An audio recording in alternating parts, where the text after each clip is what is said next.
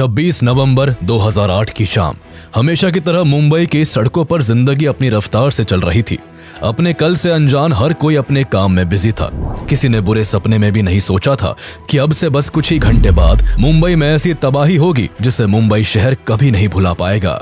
मुंबई को दहलाने के लिए आम कपड़ों में आम दिखने वाले 8 लड़के स्पीड बोट से बुधवार पार्क में उतरते हैं। इतना नॉर्मल दिखने के बावजूद भी इन लड़कों को देखकर वहां के लोकल लोगों को थोड़ा अजीब महसूस होता है। इन लोगों में मौजूद भरत तमोरे नाम के एक आदमी को अजीब लगने के साथ साथ कुछ मिस्टीरियस भी फील हुआ। इसलिए उन्होंने फौरन सभी लड़कों को रोककर उनसे पूछा कि वो यहाँ क्या कर रहे हैं और कहाँ जा रहे हैं। इस सवाल पर पहले तो सभी हिचकिचाते हैं, लेकिन फिर कोई खुद को स्टूडेंट तो कोई कुछ बताता है। लेकिन इतने में उन लड़कों में से एक लड़का जोर से चिल्लाता हुआ बोलता है कि अपने काम से काम रखो।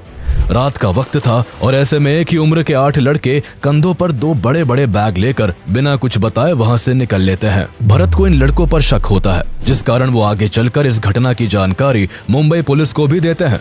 लेकिन पुलिस बात को हल्के में लेते हुए कोई कार्रवाई नहीं करती। बाद में कार्रवाई ना करना ही मुंबई पुलिस की सबसे बड़ी गलती साबित होती है। अगर समय रहते मुंबई पुलिस कोई कार्रवाई करती तो शायद मुंबई में मौत का तांडव ना देखने को मिलता। शायद उस दिन का इतिहास 166 लोगों के खून से सना नहीं होता। वहां से निकलने के बाद सभी लड़के 2-2 के ग्रुप में डिवाइड होकर टारगेट की गई लोकेशंस की तरफ निकल पड़ते हैं। इन लोकेशंस में CST railway station, Taj Mahal palace hotel, Leopold cafe और नरीमन हाउस शामिल थे। सारी जगह वहां से बस कुछ ही दूरी पर थी। हालांकि समुद्र के रास्ते से आई बोट में 8 नहीं बल्कि टोटल 10 लड़के थे, जहां 10 में से 8 लड़के बोट से उतरकर सड़क के रास्ते अपनी अपनी लोकेशन पर पहुंच रहे थे, तो वही बाकी के 2 लड़के अपनी टारगेट ओबरॉय होटल तक पहुंचने के लिए बोट का ही इस्तेमाल करते हैं। एक तरफ जहां ये लड़के अपने मंसूबों को पूरा करने के लिए तेजी से अपनी अपनी लोकेशंस की ओर बढ़ रहे होते हैं, तो वही दूसरी ओर मुंबई हमेशा की तरह अपनी धुन में बस चलती जा रही थी। लोग रोज की तरह काम काज में बिजी थे, लेकिन अचानक मुंबई गोलियों की तड़तड़ाहट से थर्रा उठती है। मुंबई के लिए यह आवाजें नहीं थी। अंडरवर्ल्ड के गुटों में अक्सर शूट आउट होता रहता था। थोड़ी बहुत गोलीबारी तो मुंबई के लिए आम बात थी, लेकिन आज कुछ बड़ा हुआ था। इतना बड़ा कि जिसकी आवाज ने देश को सुन्न करके रख दिया था। इस धमाके और अंधाधुन गोलीबारी की शुरुआत छत्रपति शिवाजी टर्मिनस से होती है। छत्रपति शिवाजी टर्मिनस मुंबई के सबसे बिजिएस्ट रेलवे स्टेशन में से एक है। उस दिन पटना जाने वाली ट्रेन कुछ घंटों की देरी से चल रही थी। यात्रियों को यह कहां पता था कि यह देरी उनके लिए जानलेवा साबित होने वाली है। इस्माइल खान और अजमल कसाब नाम के 2 लड़के एक साथ स्टेशन पर पहुंचते हैं और ऐसे खौफनाक मंजर को जन्म देते हैं जिसका अंदाजा कोई नहीं लगा सकता था। यहाँ पहुंचकर जहां कसाब पागलों की तरह हंसते हुए AK-47 से ताबड़तोड़ गोलियां चलाने लगता है, तो वही इस्माइल चारों तरफ हैंड ग्रेनेड फेंकता है। किसी को अंदाजा नहीं था कि क्यों और किस कारण उन पर ऐसा हमला किया जा रहा है। चारों ओर बस गोलीबारी और चीखने चिल्लाने की आवाजें गूंज रही थी। लगातार गोलियों की आवाज और बॉम्ब धमाकों से लोग डर कर इधर उधर भागने लगते हैं। जिसको जहां जगह मिलती है वो वही छुप जाता है। अफरा तफरी और चीख पुकार के बीच दोनों इस तरह फायरिंग कर रहे थे जैसे मानो कोई वीडियो गेम खेल रहा हो। इन दोनों आतंकियों का सिर्फ एक ही मकसद था और वो था मुंबई के सबसे busiest railway station Chhatrapati Shivaji terminus पर अधिक से अधिक लोगों की मौत। स्टेशन पर काम करने वाले लोगों और रेलवे पुलिस को कुछ समझ नहीं आ रहा था कि इस सिचुएशन को किस तरह हैंडल किया जाए। फिर भी दोनों आतंकियों को रोकने के लिए रेलवे पुलिस हर एक कोशिश करती है, लेकिन नाकाम रहती है। दरअसल दोनों लड़के पहले से ही प्लान बनाकर आए थे और उनके पास हर तरह के हथियार मौजूद थे, लेकिन रेलवे पुलिस के पास केवल उनकी ड्यूटी रिवॉल्वर ही मौजूद थी, जिस कारण वो इनका सामना नहीं कर पाते और वही शहीद हो जाते हैं। लेकिन इसी बीच रेलवे स्टेशन के ही एक कर्मचारी विष्णु दत्ताराम अपनी जान की परवाह ना करते हुए अनाउंसमेंट करके सभी पैसेंजर्स को आगाह करते हैं कि वो फौरन स्टेशन को छोड़कर अपनी जान बचाए। अनाउंसमेंट सुनते ही कई लोग अपनी जान बचाकर भागने में कामयाब रहे, लेकिन आतंकियों का हमला इतना भयानक था कि केवल 1 घंटे में 58 लोग अपनी जिंदगी गंवा देते हैं, तो वही 104 लोग बुरी तरह घायल हो जाते हैं।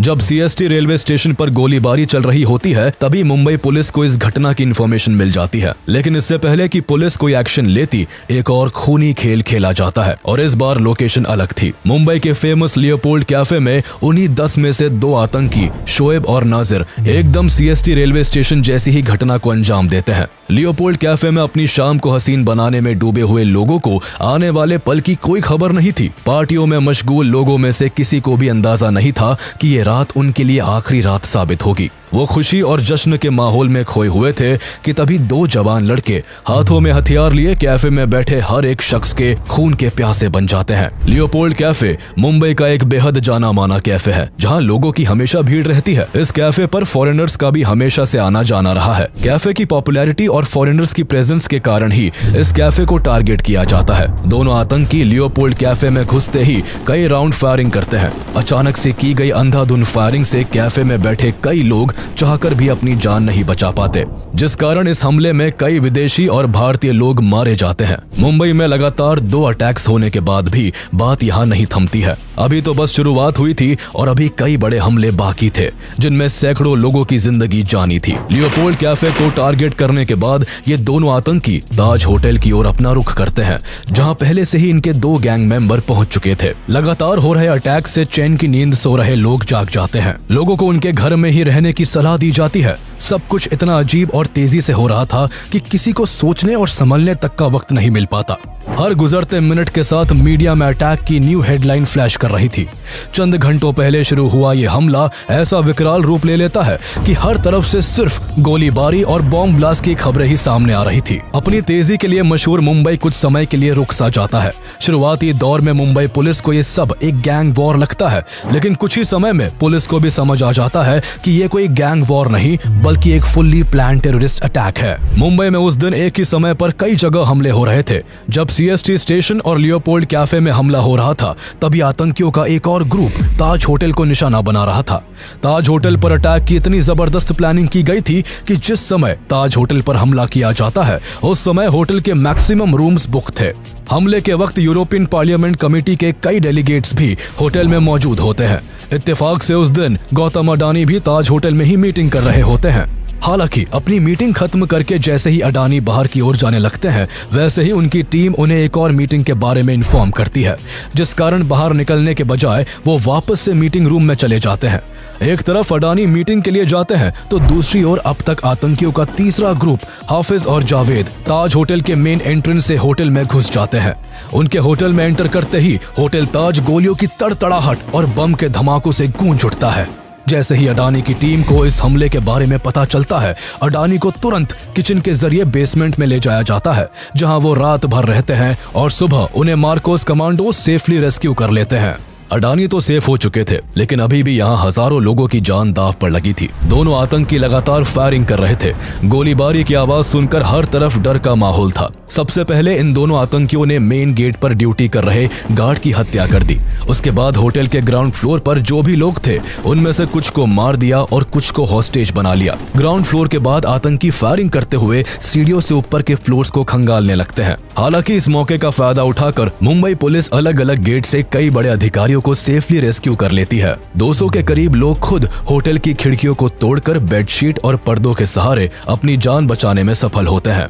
यहाँ पर आतंकियों का मोटिव किसी बड़े बिजनेसमैन या फॉरेन डेलीगेट्स को हॉस्टेज बनाने का था, ताकि इसके सहारे वो इंडियन गवर्नमेंट से नेगोशिएट कर सके। दोनों आतंकी होटल में घुसने के साथ ही पहले 5th फ्लोर पर अटैक भी इसलिए ही करते हैं क्योंकि 5th फ्लोर पर बिजनेस सेंटर था। उन्हें लगा था कि इस फ्लोर पर उन्हें कोई ना कोई बड़ा आदमी जरूर मिल जाएगा। हालांकि अगर गौतम अडानी को रेस्क्यू नहीं किया जाता तो इनके मंसूबे पूरे हो भी सकते थे। लेकिन 5th फ्लोर पर किसी बिग पर्सनैलिटी के ना मिलने पर दोनों आतंकी फायरिंग करते हुए 6th फ्लोर पर चढ़ जाते हैं और वहां अपना कंट्रोल सेंटर बनाने के लिए एक कमरा तलाशने लगते हैं। उनकी नजर रूम नंबर 520 पर पड़ती है, जो अंदर से बंद था। बहुत खटखटाने के बाद भी गेट नहीं खुलता तो आतंकी हथियारों से मारकर गेट खोल देते हैं और अंदर घुस जाते हैं। दरअसल उस कमरे में कॉर्पोरेशन बैंक के फॉर्मर चेयरमैन KR रामामूर्ति मौजूद थे। होटल में गोलियों की बौछार और लोगों की चीख पुकार से उन्हें भी इस हमले के बारे में पता चल गया था, इसलिए वो अपने रूम के गेट को बंद कर वॉशरूम में छुप जाते हैं। लेकिन कमरे का गेट खुलते ही उनकी धड़कनों की रफ्तार एकदम से तेज हो जाती है और जिसका डर था वही होता है। वॉशरूम में छुपे रामामूर्ति आतंकियों की नजर में आ जाते हैं, लेकिन आतंकी उनको मारने के बजाय उन्हें वही बंधक बना लेते हैं। ताज होटल पर अटैक के बीच ही विले पार्ले और वाड़ी बंदर में चलती टैक्सी में तेज आवाज के साथ बॉम्ब ब्लास्ट होता है और आसमान धुएं से भर जाता है। टैक्सी में ट्रैवल कर रहे सभी लोग मारे जाते हैं। बॉम्ब ब्लास्ट इतना जोरदार होता है कि आसपास की कई बिल्डिंग्स में आग लग जाती है और उससे भी भी कई लोगों की मौत हो जाती है। टैक्सी में बॉम्ब लगाने का काम भी उन 10 लोगों में से ही कुछ टेररिस्ट का होता है। दरअसल आतंकी फेमस और क्राउडेड जगहों को टारगेट तो कर ही रहे थे, इसके अलावा उनका टारगेट वो टैक्सी भी होती है जिनसे वो एक जगह से दूसरी जगह तक जा रहे थे। आतंकी टैक्सी में ट्रैवल करते समय ड्राइवर को बातों में उलझाकर उनमें बॉम्ब लगा देते और फिर खुद टैक्सी से उतर जाते। टैक्सी ब्लास्ट के जरिए भी वो मुंबई को दहला रहे थे। ताज होटल में जब दोनों आतंकी 6th फ्लोर पर अपना कंट्रोल रूम बना रहे थे, तभी उनके 2 और साथी नाजिर और शोएब भी ताज होटल पहुंच जाते हैं। होटल पहुंचते ही ये दोनों आतंकी पागलों की तरह अंधाधुंध फायरिंग करते हुए कई लोगों को मार देते हैं और 4 लोगों को हॉस्टेज बनाकर रूम नंबर 520 में ले जाते हैं। अब इस रूम में 4 आतंकी और 5 हॉस्टेजेस होते हैं। इस वक्त कोई आतंकी लगातार किसी से फोन पर आगे के हमले को लेकर बात कर रहा होता है, तो कोई आतंकी 5 बंधकों की आईडीज को गूगल पर सर्च करके ये ढूंढने की कोशिश में लगा होता है कि काश इनमें से कोई एक बड़ा आदमी हो जिसके जरिए भारत सरकार पर दबाव बनाकर नेगोशिएशन किया जा सके। लेकिन पकड़े हुए लोगों में कोई भी बड़ा नाम नहीं मिलने पर आतंकी कमरे की चादरों और पर्दों में आग लगा देते हैं और रूम को लॉक करके खुद बाहर आ जाते हैं। आग के धुएं से हॉस्टेजेस का दम घुट रहा होता है, लेकिन किसी भी तरह वो एक दूसरे को आजाद करके बेडशीट्स के सहारे कमरे की खिड़कियों से नीचे उतरकर अपनी जान बचाने में कामयाब हो जाते हैं। ये 5 हॉस्टेजेस तो बच जाते हैं, लेकिन ताज होटल में अब तक 31 लोग अपनी जान गंवा चुके थे। एक तरफ ताज होटल में आतंक मचा हुआ था, तो वहीं दूसरी तरफ आतंकियों की चौथी टीम के नाजिर और बाबर इमरान नरीमन हाउस में घुसकर वहां मौजूद लोगों को हॉस्टेज बना लेते हैं। दरअसल नरीमन हाउस पर इन आतंकियों का अटैक करने का एक अलग मोटिव होता है। 5 फ्लोर की ये बिल्डिंग जूइश ऑर्गेनाइजेशन के द्वारा 2 साल पहले ही खरीदी गई थी, जिस वजह से नरीमन हाउस एक यहूदी सेंटर होता है। यहाँ कई यहूदी आकर रुकते और प्रेयर करते। इस जगह पर इजरायली प्रीस्ट राबी गैब्रियल होल्सबर्ग और उनकी पत्नी रिफ्का अपने बेटे मोशे के साथ रहते थे। जूस सेंटर होने की वजह से आतंकियों का प्लान यहाँ पर किसी को मारने की बजाय उन्हें बंधक बनाने का होता है। उनका मोटिव था कि वो सभी इजरायली सिटीजन्स को हॉस्टेज बनाकर इजरायली गवर्नमेंट से नेगोशिएट करते, जिसके चलते इजराइल भारत पर अपने सिटीजन्स को बचाने के लिए दबाव बनाता। इस तरह आतंकियों का मकसद इजराइल और इंडिया के रिलेशन में फूट डालने का भी था। इसलिए दोनों आतंकी यहाँ रह रहे गैब्रियल और उनकी पत्नी रिफ्का पर इजराइल की एम्बेसी से बात करवाने के लिए प्रेशर बनाते हैं। लेकिन जब कोई बात नहीं बनती तो आतंकी फ्रस्ट्रेट होकर नरीमन हाउस को भी खून से रंग देते हैं। इस हमले में गैब्रियल और उनकी प्रेग्नेंट वाइफ समेत 9 लोग अपनी जान गंवा देते हैं। CST स्टेशन, लियोपोल्ड कैफे, ताज होटल, नरीमन हाउस और टैक्सी बॉम्ब ब्लास्ट्स। जहां इतना सब हो रहा था तो वही आतंकियों का 5वां ग्रुप अब्दुल रहमान और फहदुल्ला ओबरॉय होटल के पास बोट को समुद्र के किनारे लगाते हैं और होटल की लॉबी में अंधाधुंध फायरिंग करना शुरू कर देते हैं। यहाँ पर भी आतंकियों का अटैक का तरीका सेम होता है। ये दोनों आतंकी भी बाकी आतंकियों की तरह ओबरॉय होटल में गोलीबारी करते हैं। गोलियों की आवाज से कई लोग जैसे तैसे बचकर वहां से निकल जाते हैं, लेकिन इस दौरान आतंकी होटल के 2 स्टाफ मेंबर जॉर्डन और प्रदीप को बंदी बना लेते हैं। आतंकी पहले जॉर्डन को पकड़कर उसे फोर्स करते हैं कि वो फर्नीचर और पर्दों पर अल्कोहल डालकर उनमें आग लगाए, लेकिन ऐसा करते हुए जॉर्डन के हाथ कांपने लगते हैं, जिसे देखकर एक आतंकी गुस्से में आ जाता है और जॉर्डन को गोली मार देता है। जॉर्डन के मरते ही आग लगाने का काम प्रदीप को सौंपा जाता है। प्रदीप मौत के डर से जैसे तैसे वहां मौजूद पर्दों और फर्नीचर में आग लगा देता है। इसके बाद प्रदीप से VIP लोगों के बारे में आतंकी पूछताछ करते हैं। यहाँ प्रदीप चालाकी दिखाते हुए बताता है कि VIPs ऊपर वाले फ्लोर पर होंगे, इसलिए लिफ्ट से जाना पड़ेगा। प्रदीप और दोनों आतंकी लिफ्ट की तरफ बढ़ते हैं। लिफ्ट के खुलते ही प्रदीप आतंकियों को चकमा देकर अकेला लिफ्ट में घुस जाता है और नीचे जाने का बटन दबाकर लिफ्ट को बंद कर देता है। ये सब इतना अचानक से हुआ था कि आतंकियों को कुछ समझ नहीं आया, लेकिन इस चकमे से आतंकी बहुत गुस्से में आ जाते हैं और पहले लिफ्ट और फिर चारों तरफ पागलों की तरह फायरिंग करने लगते हैं। इस हमले में 30 से ज्यादा लोग अपनी जान गंवा देते हैं। एक ही दिन एक ही वक्त पर अलग अलग जगह से अटैक्स की खबर सुनकर महाराष्ट्र पुलिस क्लूलेस हो जाती है। कुछ देर के लिए उन्हें समझ ही नहीं आता कि उन्हें क्या करना चाहिए। हालांकि गोलीबारी की सूचना पाते ही मुंबई ATS के हेड हेमंत करकरे जल्द ही अपनी टीम तैयार कर आतंकियों का पीछा करते हैं। वो पहले CST रेलवे स्टेशन पहुंचते हैं, पर वहां तब तक खून का खेल खेला जा चुका था।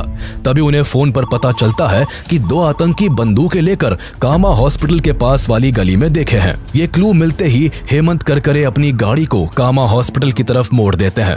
इस गाड़ी में हेमंत करकरे के साथ ACP अशोक कामते, विजय सलास्कर, हेड कांस्टेबल अरुण अरुण जाधव और 3 सिपाही भी मौजूद थे। गाड़ी जैसे ही कामा हॉस्पिटल की गली के पास पहुंचती है, सीएसटी पर हमला करने वाले कसाब और इस्माइल एकदम से गाड़ी के सामने आ जाते हैं और गाड़ी पर अंधाधुंध फायरिंग करते हुए वो कुछ ही मिनट्स में AK-47 की 2 मैगजीन पुलिस की गाड़ी पर खाली कर देते हैं। इस दौरान पुलिस की तरफ से भी गोलीबारी होती है, जिसके चलते कसाब के हाथों में गोली लग जाती है, लेकिन आतंकियों के ताबड़तोड़ हमले ने पुलिस की गाड़ी को छल्ली कर दिया था। पुलिस की तरफ से फायरिंग रुकते ही कसाब और इस्माइल गाड़ी की तरफ बढ़ते हैं और कंफर्म करते हैं कि कोई पुलिस वाला जिंदा तो नहीं बचा। इस गोलीबारी में हेमंत करकरे सहित कई पुलिसकर्मी शहीद हो गए थे। दोनों आतंकियों ने जब गाड़ी में आगे पीछे देखकर पक्का कर लिया कि कोई भी जिंदा नहीं है, तो वो विजय सलस्कर, हेमंत करकरे और अशोक कामते की बॉडीज को नीचे उतारते हैं और ड्राइवर वाली सीट को खाली कर देते हैं। आतंकी पीछे की सीट पर बैठे पुलिस कर्मियों की डेड बॉडीज को भी गाड़ी से उतारना चाहते थे, लेकिन पीछे का डोर ना खुलने की वजह से टाइम ना वेस्ट करते हुए वो आगे वाली सीट पर बैठकर गाड़ी को लेकर वहां से मालाबार हिल की तरफ निकल जाते हैं। हालांकि गोलीबारी के कारण गाड़ी की हालत काफी खराब हो जाती है। गाड़ी के टायर्स में गोली लगने की वजह से कुछ दूर चलते ही गाड़ी पंचर हो जाती है। दोनों आतंकी गाड़ी को चेंज करने का सोचते हैं कि तभी उन्हें सामने से एक स्कोडा गाड़ी आती हुई दिखाई पड़ती है। दोनों गाड़ी से उतरते हैं और बंदूक के दम पर स्कोडा को रोककर उसे अपने कब्जे में ले लेते हैं और मालाबार हिल की तरफ बढ़ जाते हैं। इस वक्त 2 चीजें अच्छी हुई। एक तो आतंकी स्कोडा कार में बैठी फैमिली को मारना भूल जाते हैं और दूसरा ये कि आतंकियों का ध्यान नहीं जाता कि जिस पुलिस कार में बैठकर वो यहाँ तक आए थे, इसके पीछे की सीट पर हेड कांस्टेबल अरुण जाधव अभी भी जिंदा थे। उनके बस कंधे पर गोली लगी थी और वो मरने का नाटक करते हुए पूरे रास्ते इस्माइल और कसाब की बातें सुनते हुए आए थे। इसलिए आतंकियों ने जैसे ही पुलिस की गाड़ी को खाली किया, अरुण जाधव ने फौरन पुलिस कंट्रोल रूम को फोन करके आतंकियों की डायरेक्शन और डेस्टिनेशन के बारे में इन्फॉर्म कर दिया। ये खबर मिलते ही मुंबई में हाई अलर्ट जारी कर दिया जाता है। सड़क पर जगह जगह बैरिकेडिंग लगा दिए जाते हैं और इन बैरिकेडिंग के साथ पुलिस फोर्स भी जगह जगह पर तैनात हो जाती है। पुलिस के हरकत में आने के कारण अब चारों तरफ से दोनों आतंकी पुलिस वालों से घिर जाते हैं। भागने का एक भी मौका ना देख वो बैरिकेड तोड़ने की कोशिश करते हैं। एकदम से दोनों तरफ से ताबड़तोड़ फायरिंग होने लगती है, लेकिन पुलिस के आगे दोनों आतंकी कहीं नहीं टिक पाते। जब आतंकियों की तरफ से गोली चलना बंद हो जाती है तो पुलिस को उनके मर जाने का आभास होता है, लेकिन किसी की हिम्मत नहीं होती कि कोई आगे बढ़कर आतंकियों की मौत की पुष्टि कर सके। ऐसे में पुलिस कर्मियों की भीड़ को चीरते हुए assistant sub inspector Tukaram Omble आगे आते हैं और सबसे बहादुरी का काम करते हैं। वो अनार्म्ड होते हुए भी आतंकियों की ओर बढ़ते हैं, लेकिन उनके पास पहुंचते ही एक आतंकी उठ खड़ा होता है और जैसे ही वो गोली चलाने के लिए बंदूक आगे करता है, तुकाराम बंदूक को कसकर पकड़ लेते हैं और इंश्योर करते हैं कि आतंकी भाग ना पाए। उनके इस एक्शन से आतंकी गुस्से में 23 गोलियां उनके शरीर में दाग देता है, जिस कारण तुकाराम ओम्बले वहीं पर शहीद हो जाते हैं। हालांकि शहीद तुकाराम ओम्बले का बलिदान व्यर्थ नहीं जाता। जहां एक आतंकी पहले ही मारा जा चुका था, तो वहीं उनकी बहादुरी के कारण दूसरे आतंकी को जिंदा पकड़ लिया जाता है। पकड़े गए आतंकी का नाम कसाब था, जो बाद में इन्वेस्टिगेशन के लिए बहुत काम आता है। लेकिन अभी भी 8 आतंकी बाकी थे जो मुंबई में आतंक मचा रहे होते हैं। इनके अगले एक्शंस के बारे में जानने से पहले ये जानते हैं कि आखिर ये अटैक्स हुए ही क्यों, ये अटैक्स किसने करवाए और कौन इन सभी हमलों का मास्टरमाइंड था। दरअसल 6 दिसंबर 1992 को बाबरी मस्जिद डेमोलिशन के बाद भारत दंगों की आग में चल रहा था। ऐसे में कई इस्लामिक टेररिस्ट ग्रुप भारत पर अटैक करने की फिराक में थे। इन अटैक्स का पहला एग्जाम्पल 12 मार्च 1993 को देखने को मिलता है, जब मुंबई में एक के बाद एक पूरे 12 बॉम्ब ब्लास्ट होते हैं, जिनमें 257 लोगों की जान चली जाती है और 1000 से ज्यादा लोग घायल हो जाते हैं। इन अटैक्स की छानबीन के समय पता चलता है कि धमाकों में यूज किया गया RDX मुंबई में समुद्री रास्तों से लाया गया था। इस कारण समुद्र की सिक्योरिटी टाइट कर दी जाती है और कोस्ट गार्ड के द्वारा मुंबई के कोस्टल एरियाज की लगातार हेलीकॉप्टर और शिप्स के जरिए पेट्रोलिंग की जाती है। लेकिन अचानक से 2006 में इस पेट्रोलिंग को नेवी की तरफ से रोक दिया जाता है। नेवी के इस फैसले के कारण भारत के खिलाफ साजिश कर रहे टेररिस्ट ग्रुप्स को भारत पर अटैक करने का एक अच्छा मौका मिल जाता है। भारत को इस बात की भनक भी नहीं थी कि पाकिस्तान में बैठा लश्कर-ए-तैयबा का लीडर हफीज सईद भारत पर एक ऐसा अटैक प्लान कर रहा है जो पूरी दुनिया का ध्यान खींच ले।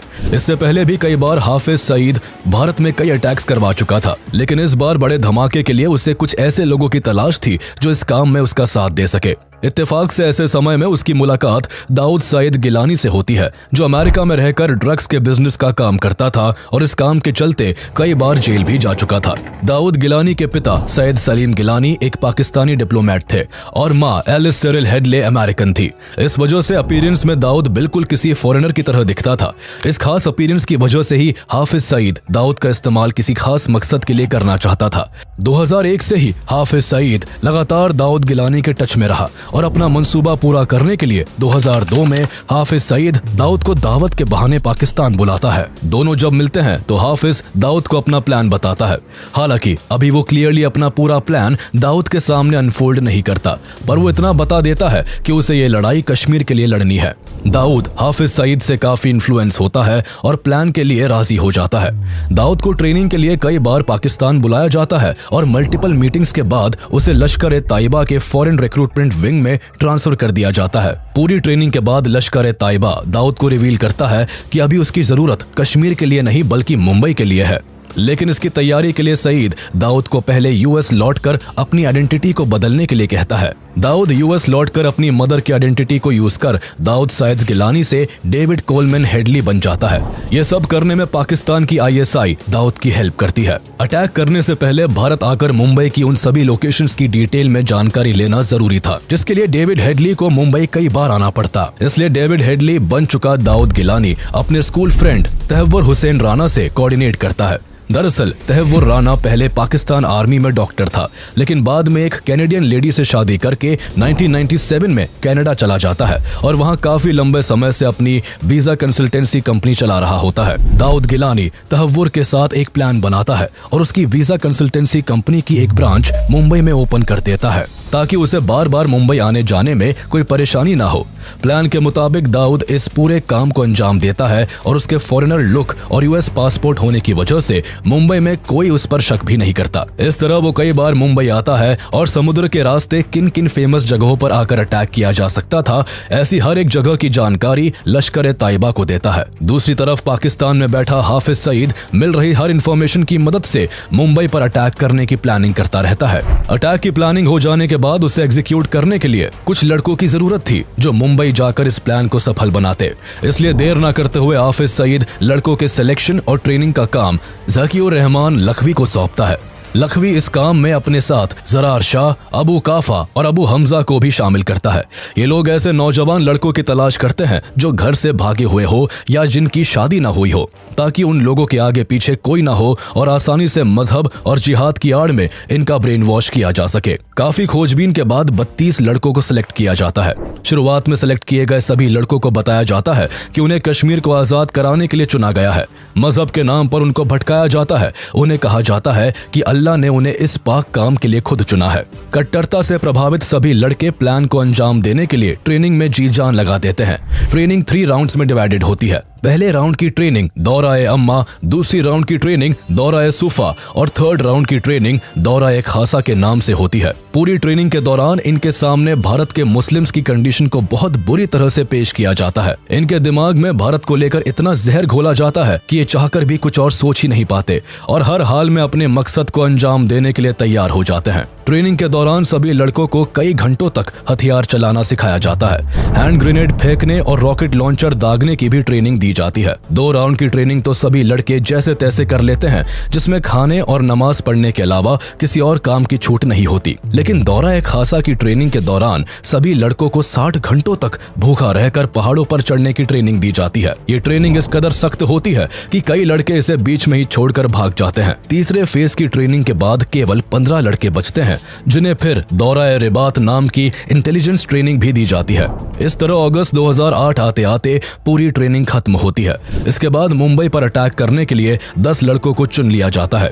सिलेक्शन के बाद इन्हें 2-2 के 5 ग्रुप्स में बांट दिया जाता है। सभी को भारत में इस्तेमाल करने के लिए एम्यूनेशन, सैटेलाइट फोन, मैप और कुछ पैसे भी दिए जाते हैं। 27 सितंबर 2008 को मुंबई पर अटैक करने की प्लानिंग फिक्स होती है, जिसके लिए ट्रेंड किए गए सभी लड़कों को कराची बुलाया जाता है, लेकिन लास्ट मोमेंट पर इसे रोक दिया जाता है। उसी महीने दिल्ली में लगातार 5 बॉम्ब ब्लास्ट हुए थे, जिस वजह से दिल्ली और मुंबई जैसी जगहों पर रेड अलर्ट था और जगह जगह छापेमारी हो रही थी।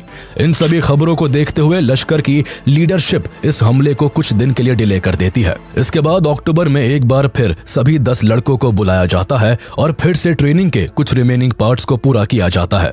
इस बार सभी लड़कों को स्विमिंग करने और बोट चलाने की ट्रेनिंग दी जाती है।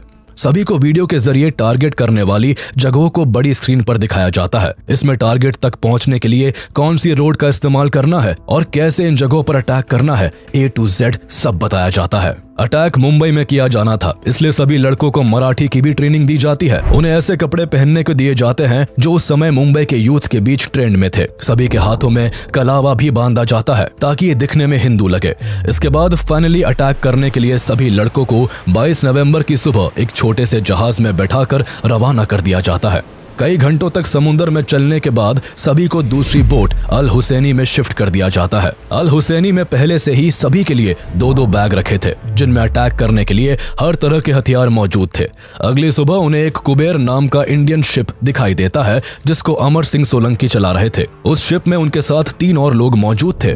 यहाँ पर आतंकी अपना जहाज खराब होने का बहाना बनाकर कुबेर में बैठे लोगों से मदद की गुहार लगाते हैं, लेकिन जैसे ही जहाज पास आता है वैसे ही सभी लड़के कुबेर पर मौजूद 3 लोगों को मारकर कैप्टन अमर सिंह को मुंबई की तरफ जहाज को चलाने के लिए फोर्स करते हैं। जैसे ही जहाज मुंबई के नजदीक आता है, आतंकी अमर सिंह को भी मार देते हैं और शिप को लेकर 26 नवंबर की शाम तक मुंबई के किनारे तक पहुंच जाते हैं। इसके बाद ये 10 आतंकी मुंबई में किस तरह आतंक मचाते हैं ये तो हम जान ही चुके हैं, लेकिन इन टेररिस्ट अटैक को रोकने और हॉस्टेजेस को रेस्क्यू करने के लिए भारत सरकार क्या एक्शन लेती है, ये जानने से पहले ये बताते चले कि 26/11 के अटैक से कुछ दिन पहले ही यूएस ने लश्कर ए ताइबा के अल हुसैनी शिप के कोऑर्डिनेट्स भारत सरकार को प्रोवाइड किए थे। इसके बावजूद इंडियन अथॉरिटीज ने ना तो कोऑर्डिनेट्स की हेल्प से अल हुसैनी शिप को ट्रैक किया और ना ही कोई एक्शन लिया।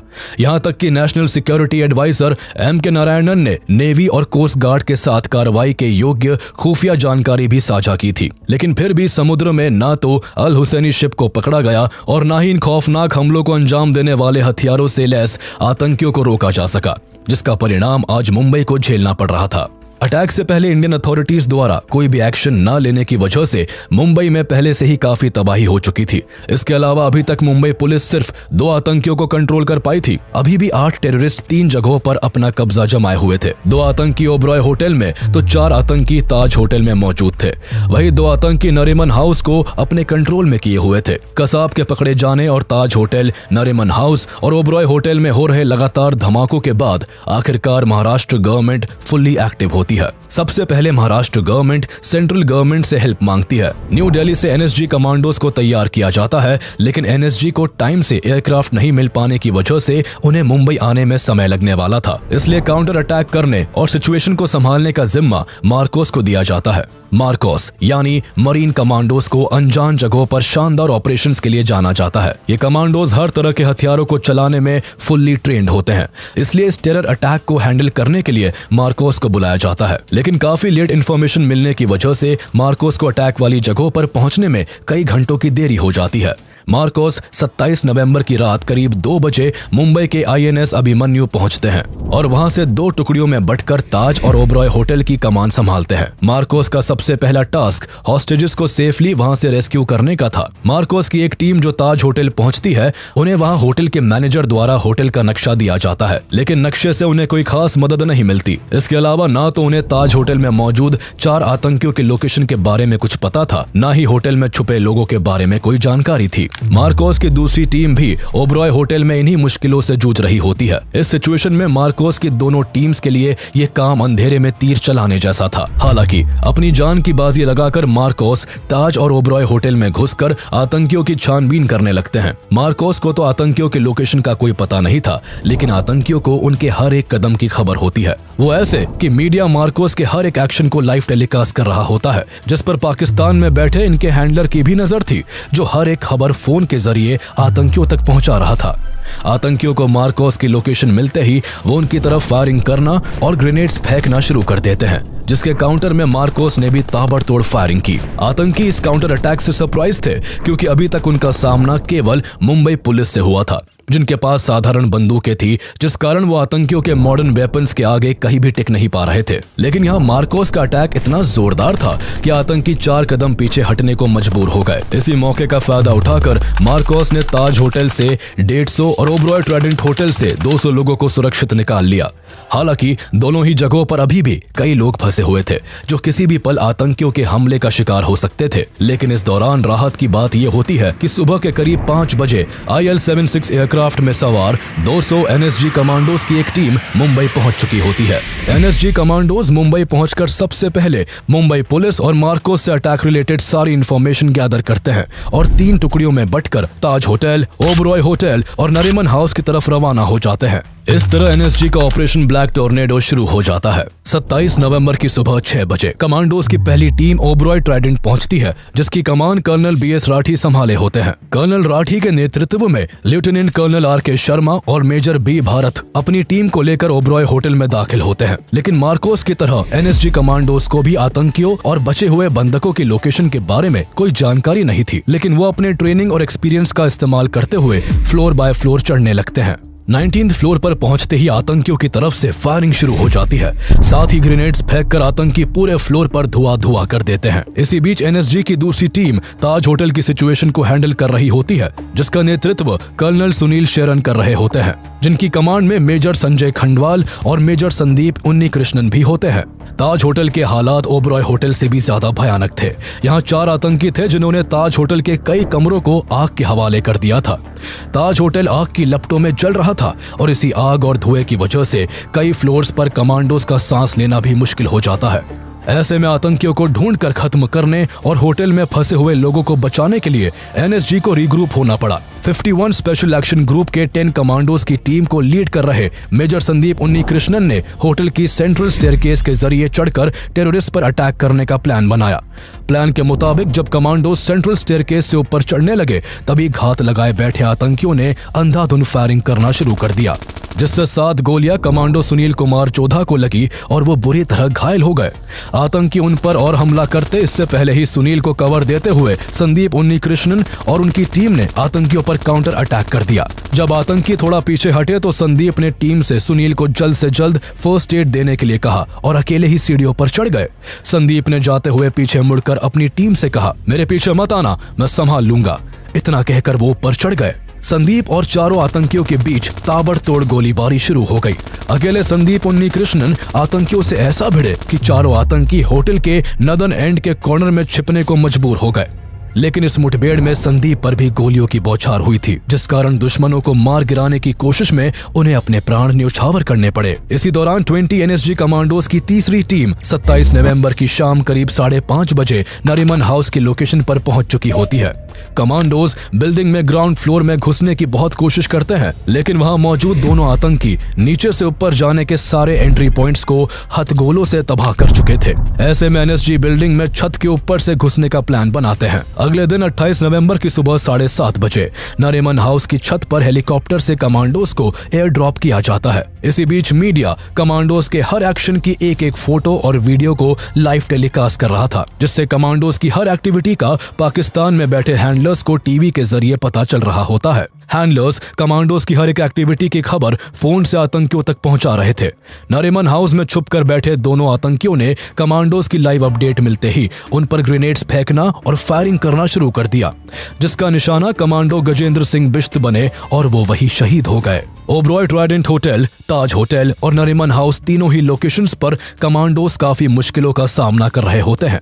आतंकी चूहे की तरह बिलों में छिपकर बैठे थे और लगातार छिपकर हमला कर रहे थे।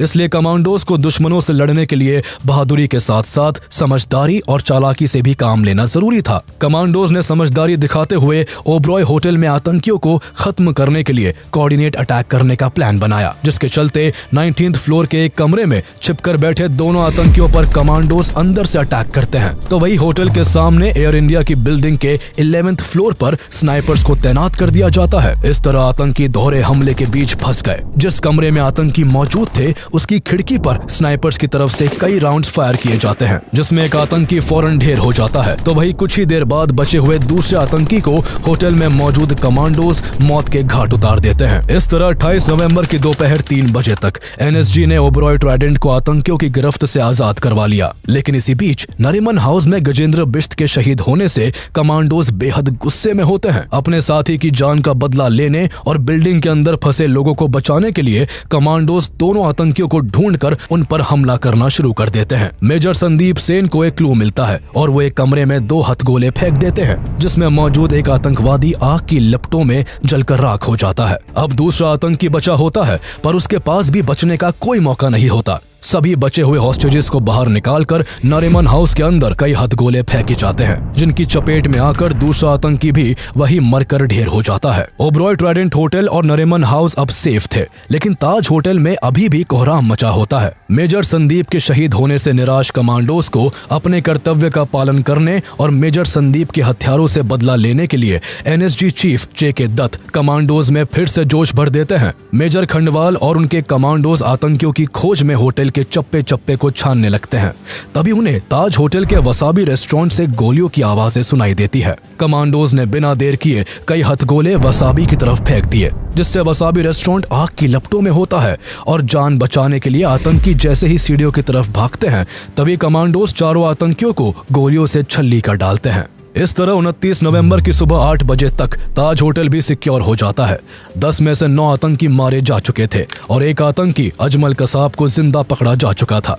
26 नवंबर की शाम को शुरू हुआ ये मौत का खेल 29 नवंबर की सुबह खत्म हुआ। इस अटैक में 166 बेकसूर लोग मारे गए, जबकि 300 से ज्यादा लोग गंभीर रूप से घायल हुए। 60 घंटों तक सांस रोककर बैठी मुंबई आखिरकार राहत की सांस लेती है। लेकिन 10 लड़कों का मुंबई में घुसकर ऐसी खौफनाक घटना को अंजाम देना भारत के लिए एक बड़ा इंटेलिजेंस फेलियर था। इस घटना ने भारत सरकार को अपनी सुरक्षा को लेकर सोचने के लिए फिर से मजबूर कर दिया। इस पूरी घटना के बाद भारत समेत पूरी दुनिया में काफी वक्त तक हलचल रही। जहां वर्ल्ड मीडिया में इस आतंकी हमले की निंदा हो रही थी, तो वहीं महाराष्ट्र में मंत्रियों के इस्तीफों का दौर जारी था। महाराष्ट्र के मुख्यमंत्री विलासराव देशमुख, उप मुख्यमंत्री आर पाटिल और देश के गृह मंत्री शिवराज पाटिल अपने पदों से इस्तीफा दे देते हैं। इंडियन शेयर मार्केट क्रैश कर चुका होता है। मुंबई में फिल्मों की शूटिंग रोक दी जाती है और इंग्लैंड क्रिकेट टीम भारत से ऑनगोइंग टेस्ट मैच छोड़कर वापस इंग्लैंड लौट जाती है। वही भारत की जनता इस हमले के लिए पाकिस्तान से बदला लेने के लिए भारत सरकार से अपील करती है। प्रधानमंत्री मनमोहन सिंह पाकिस्तान के खिलाफ एक्शन लेने के लिए भारतीय सेनाओं के अध्यक्षों के साथ लगातार मीटिंग्स करते हैं। पहले गुप्त तरीके से पाकिस्तान में घुसकर लश्कर-ए-तैयबा के सेंटर को तबाह करने का विचार बनाया जाता है। फिर एयरफोर्स के जरिए हवाई हमलों से पाकिस्तान के आतंकी संगठनों को उड़ाने के बारे में सोचा जाता है, लेकिन अंत में कोई भी ऑपरेशन न करने का फैसला लिया जाता है। इस दौरान पाकिस्तान पहले इस अटैक में अपनी इन्वॉल्वमेंट को लेकर साफ इनकार करता है, लेकिन बाद में कई फोन रिकॉर्डिंग्स और पकड़े गए आतंकी अजमल कसाब के बयान से जब साफ होता है कि 10 आतंकवादी लश्कर-ए-तैयबा के थे और हमले के दौरान उन्हें पाकिस्तान में बैठे उनके हैंडलर्स से इंस्ट्रक्शंस मिल रहा था, तो भारत सरकार और यूएन के दबाव में पाकिस्तान की तरफ से लश्कर-ए-तैयबा और जमात-उद-दावा के कुछ लोगों को गिरफ्तार किया जाता है। साथ ही अमेरिका भी दाऊद सईद गिलानी और तहव्वुर हुसैन राना को इस हमले का दोषी मानते हुए अरेस्ट कर जेल में डाल देता है। भारत इस आतंकी हमले का बदला तो नहीं लेता, लेकिन आतंकवाद पर लगाम कसने के लिए भारत सरकार द्वारा 31 दिसंबर 2008 को नेशनल इन्वेस्टिगेशन एजेंसी को स्टैब्लिश किया जाता है। एनआईए को भारत में टेररिस्ट एक्टिविटीज को इन्वेस्टिगेट करने का काम सौंपा जाता है। इसके अलावा एनएसजी के सेंटर्स को बढ़ाने का काम भी किया जाता है। मुंबई, चेन्नई और कोलकाता के साथ साथ कई जगहों पर एनएसजी के सेंटर्स खोले जाते हैं, जिससे कमांडोज बिना किसी देरी के हमले वाली लोकेशन पर पहुंचकर सिचुएशन को संभाल सके। इसके अलावा आतंकवादी अजमल कसाब पर कई सालों तक ट्रायल चलता है, जिसके चलते पाकिस्तान के लश्कर-ए-तैयबा और इस अटैक्स को लेकर कई राजों का खुलासा होता है। ट्रायल के दौरान सैकड़ों बेकसूरों की जान लेने वाला आतंकी कसाब अपनी जान की भीख मांगता रहा, लेकिन इस अटैक के survivor head constable Arun Jadhav की गवाही की बदौलत 2010 में कसाब को फांसी की सजा देने का फैसला होता है और फाइनली 21 नवंबर 2012 को पुणे की जेल में कसाब को फांसी दे दी जाती है। उसकी मौत के साथ ही इस हमले के आखिरी आतंकवादी को भी मिट्टी में मिला दिया जाता है।